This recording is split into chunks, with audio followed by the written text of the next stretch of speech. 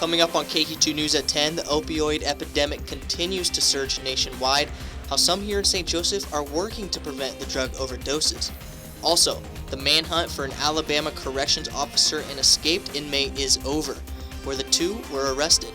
Plus, Bishop LeBlond golf team looking to return to the state tournament, but did they have enough to make it through districts? We'll hear from the team. From your local news leader, this is KQ2 News at 10. Thanks for joining us. I'm Mitchell Riverall. The St. Joseph Police Department is asking people to avoid the area of Union Street between Calhoun and 22nd Street. So many more people are accidentally dying of drug overdoses both locally and nationally that many are now being called poisonings.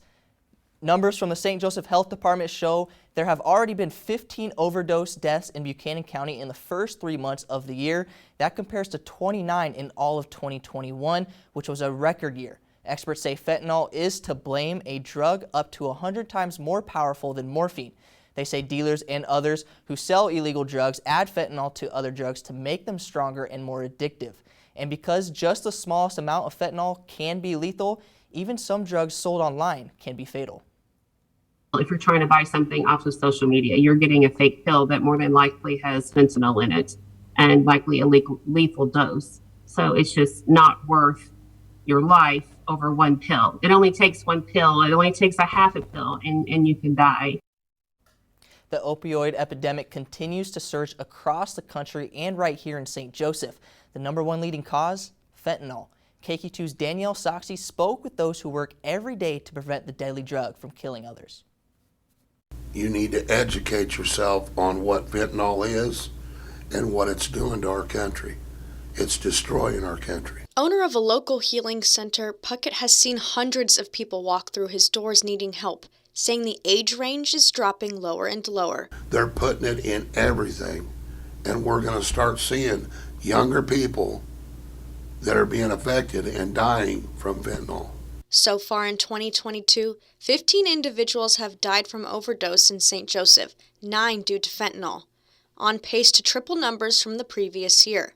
Kids just truly not grasping the concept of how dangerous this drug is. You know, it's that unknown of how dangerous what they're really dealing with. For youth age, 14 to 23, that's the main target area ages. Drug task forces are in place to assist with the city police to track down drug dealers, but says it's getting more difficult as fentanyl is increasing its spread. Most of it's going to be with what we refer to as the M30 pills, fake pills that people are pushing on the streets that are actually fentanyl instead of the Xanax or other drugs that people believe they're getting. We're hearing more about vape, the vapes being involving fentanyl. Colley's saying it's challenging at times, trying to overcome obstacles of medical policies and communication between each agency. And that's what we're really trying to work towards is getting that to where the communication's streamlined. And the meetings that we have and the different organizations really seem to be kind of moving forward and being able to work with what we have and make a difference. Reporting, Danielle Soxie, KQ2 News. And for the first time ever, Tuesday will mark National Fentanyl Awareness Day, and St. Joseph will be taking part. Tomorrow from 4 to 6 p.m., local law enforcement and health agencies will speak to the community and answer questions about what is fentanyl and how to educate the public of its dangers. The event will take place downtown at the Felix Street Square. Now, a very hot day today. KQ2's chief meteorologist Mike Graciano is in our weather center with details. Well, that's right. A very warm day today with temperatures warming up into the 90s, the lower 90s, and the rest of the week temperatures are going to continue to be on the warm side as we're going to be close to, if not breaking a few records out there. Outside we go, and we are just having a few clouds. Now there's a little line of showers and thunderstorms that are stretching from about Des Moines back down towards Red Oak and Nebraska City. It's a very thin line that is tracking off to the north and to the east, and I think if anything we might see a few clouds around from there, but the majority of that moisture is staying up to the north of and east of us. Right now it's 79, dew point is 69, so it's very muggy outside.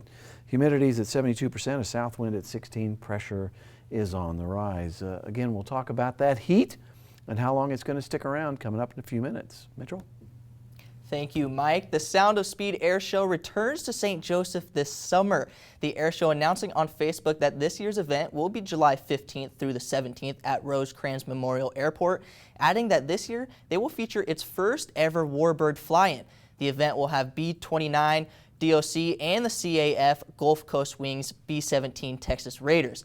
There will also be ground tours of several types of World War II aircraft, and rides will be available for purchase.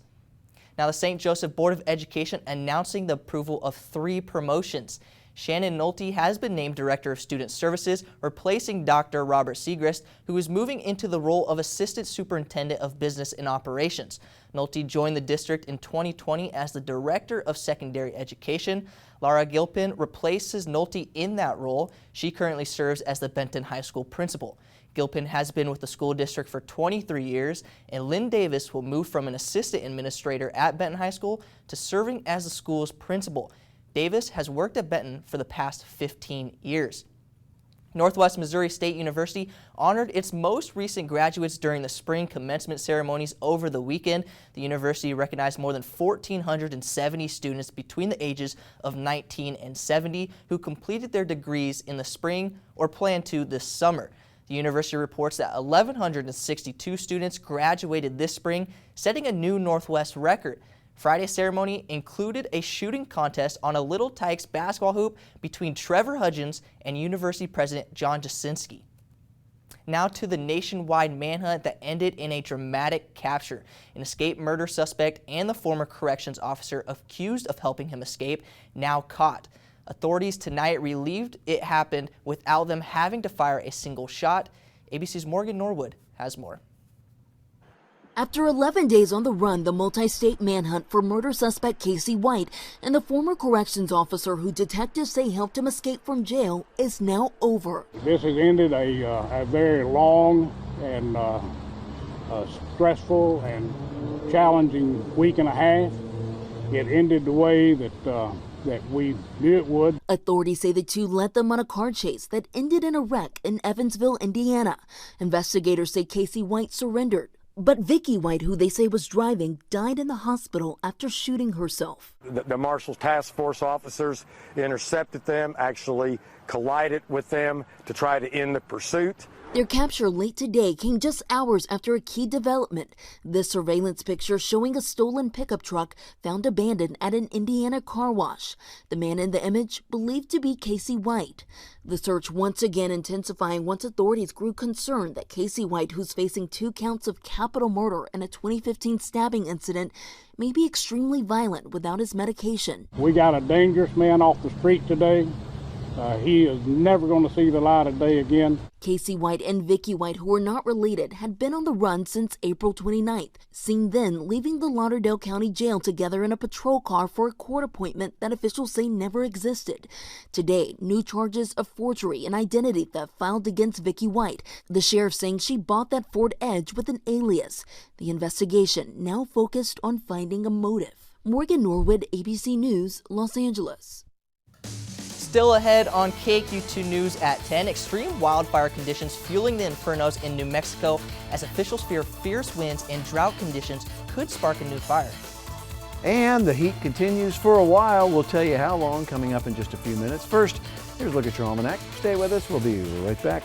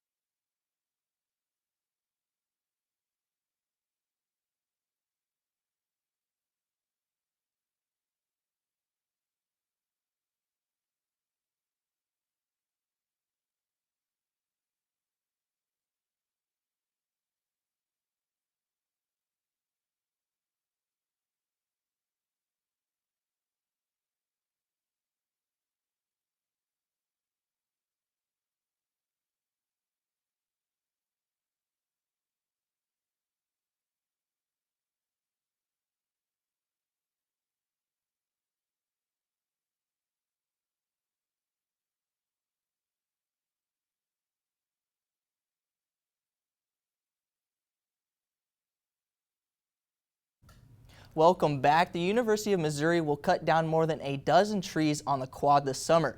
The trees will be replaced by 24 white oaks, which will also be planted this summer. The university has been working on a plan to replace the aging trees the past 4 years as the pin oaks start to rot. Now, your KQ2 Local Weather Authority forecast with Chief Meteorologist Mike Braciano. It was a very, very hot day today, Mike. Told you I'd say that. I was down there covering golf, and it just seemed like the sun would not ease up. You know? Yeah, and it was a very, very hot day. Very Mitchell, hot. Yeah, with the humidity out there too, it was very uncomfortable. Yes. That's all you got? Yes, Okay. that's all I got. All right, I'll take it from here then. Yeah, okay? it's all Is you. that all right? All you. Okay. Yeah. Today we hit 92, Mitchell. 92. The record is 93, set back in 2011. 73 is the normal high, and 51 is the normal low. 33 the record low back in 1980. All right, so temperatures right now are still in the 70s, although look at that. Down in Kansas City, it's 81 degrees at 10 o'clock at night, 83 in Jefferson City. You can see where that little line of showers and cooler air is stretching from Lincoln up through Omaha, where they're at 72 degrees. Des Moines, pretty soon we'll see those temperatures drop just a little bit. I don't think this line is going to make it into the area because I think it's just too weak, but there are a few storms that are developing along that. 81 right now in Maryville, and it's 80 in Bethany. Tomorrow afternoon, much like today, the winds start to pick up, and we're in the lower 90s with lots of sunshine. We mentioned this at 6 that we'd probably see this little line of showers and thunderstorms that would develop, and that's up and through portions of Iowa. Bigger storms up to the north, up near Green Bay. And that little line there is trying to stretch back into southwestern parts of Iowa. I just don't think it's going to make it into our area. There you can see that line stretching up from Des Moines, just by Red Oak, Nebraska City, just to the north and east of I-29. But you can see the further south it goes, the weaker these storms are. A little bit better energy up in that direction. But we might see a few clouds, and maybe some of the areas up to the north of us might see just a little bit of some activity as well. So there's that line, and you can see that it kind of falls apart after a while. Then tomorrow morning there'll be another cluster of showers and thunderstorms that develop in eastern parts of Iowa. As down here for us, maybe a few clouds left over in the morning hours. Then watch as that storm system starts to move to the east. Again, for us, I think we'll have mostly sunny skies, maybe a few clouds. Now, the severe weather tomorrow is going to be stretching from about Milwaukee down through Chicago, where they could see some big storms by tomorrow afternoon. So watch how that moves through. A couple of bigger storms that move through Chicago. Then we turn our attention to Wednesday, and still all the moisture is kept down to the south of us, so we're going to be left dry. And again, the storm track well up to the north of us. So for tonight, partly cloudy and 73, a southeast wind at 10 to 20 miles an hour. Tomorrow, another hot day at 92 for a high. Southeast winds at 10 to 25 miles an hour. Wednesday 91, Thursday 92, Friday a 30% chance for some storms that will go into Saturday. And then next Monday and Tuesday, right about where we should be, especially Monday, as we should see a normal high right at 73 degrees. 90s do feel nice, though. You like the 90s? I do. Being from Oregon, I thought you would like the 70s. I do like that, but I think it's because I'm from Oregon I like the 90s. It gives you a little bit of a change. Yeah. Well, thank you, Mike. You got it. I appreciate it. Well, millions of people are facing extreme critical danger. Volatile conditions are threatening to fuel massive infernos in New Mexico, and forecasters are sounding the alarm that fierce winds combined with dry air and drought conditions might be the perfect recipe to spark new ones. Meredith Wood has the latest.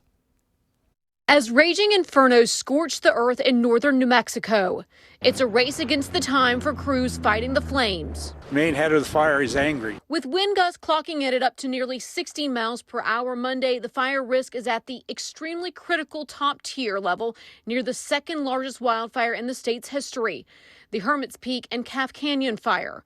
The National Weather Service's Storm Prediction Center warning this volatile combination of windy and dry conditions atop fuels experiencing an exceptional drought may foster extreme behavior among ongoing fires, as well as promote the rapid spread of new starts. When those winds start kicking up, and if they're at the levels that they're going to be, all our aircraft has to sit down. It can't fly, and that's a big part of our defensive strategy. While some people were forced to flee their homes, some made a choice to stay behind. We decided to stay and take care of our homes, our structures, and take care of the neighbors for looting or whatever reason. That breaks my heart, that people left their livelihoods and their animals, and they couldn't get them out, and there weren't enough trailers, and they don't know how they are. I'm Meredith Wood reporting. And when we come back on KQ2 News at 10, we take a look at the Benedictine men's lacrosse team and their quest for another good finish to the season.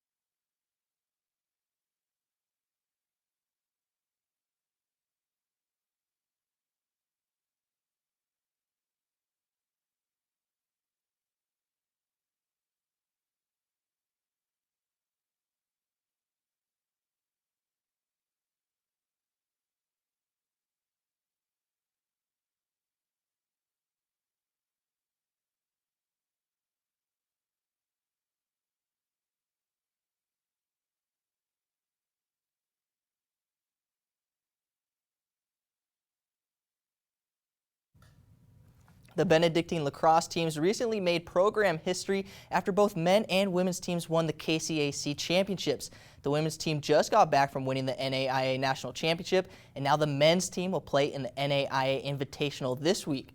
KQ2's Jackie Elson has more on the team's quest for victory again. The Benedictine men's lacrosse team recently won their 4th straight KCAC championship.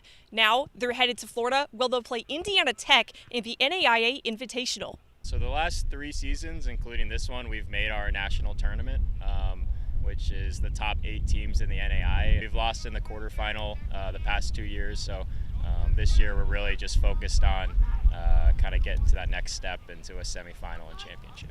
Head coach William Garrett is in his second season as head coach. He says the last time they faced Indiana Tech, they booted them out of the tournament. We're pretty familiar with them. They actually kicked us out of the tournament last year, and we had a pretty close game against them early in February. You know, we feel like we have a good chance.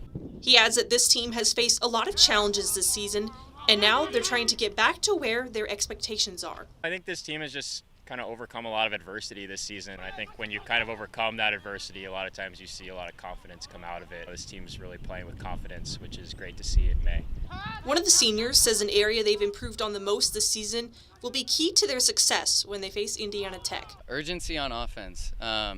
We kind of play a little lackadaisical the first half of the season, you know, throwing the ball away, not taking care of it, and we kind of shaped up a lot, and that's probably our most improved area. Another senior mentions one word that he thinks defines the team and how they were able to get this far in the season. Consistency. I think that we've gotten a lot better and more consistent at what we're doing. I think we're really getting there, and hopefully we can keep it going during Indiana Tech during the national playoffs. Reporting in Atchison, Jackie Yelson, KQ2 Sports. The Ravens are 10-6 overall and will play at 10 a.m. on Wednesday in Pensacola, Florida in the NAIA Invitational quarterfinals. And when we come back on KQ2 News at 10, we take a look at Bishop LeBlond's golf team, who is trying to repeat as state champions.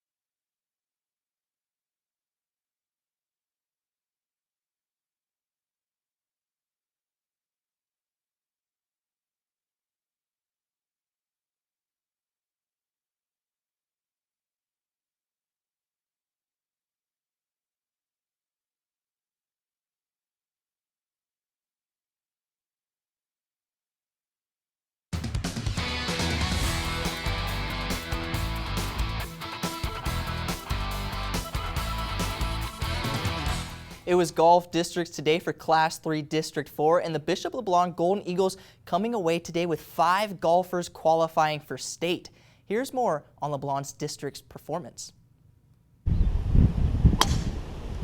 Yeah, obviously the goal is to make it to the state as a team. And the Bishop LeBlond boys golf team will return to the state contest after capturing yet another district title. I had a really good front nine, but I found myself struggling on the back. Just couldn't get anything to fall and found some hazards, but it looks like I'm going to qualify for state, so at the end of the day, that's the ultimate goal. LeBlond coming into districts unfamiliar with the course, but the LeBlond 5 still found a way. Yeah, I'm proud of the way they played. They just kind of hung in there. It's tough conditions. It was real windy today. Of course, played pretty tough, so and they're unfamiliar with it. Yeah, it was definitely a battle. It was blowing like crazy. Just kind of had to keep it low and keep it on the grass. Just try to find fairways and hit the greens. LeBlond won the Class 3 District 4 title with a team score of 314, 21 strokes better than second place Maryville, and all 5 golfers qualifying for state. The top 4, Tim and Patrick Johnston, Sam Schoberl, and Davis Jungbluth qualify for the team, and senior Elijah Spencer with the individual qualifier. Yeah, I'm looking forward to state. Going to state with all the guys was just a tremendous experience, and I can't wait to chase another state title.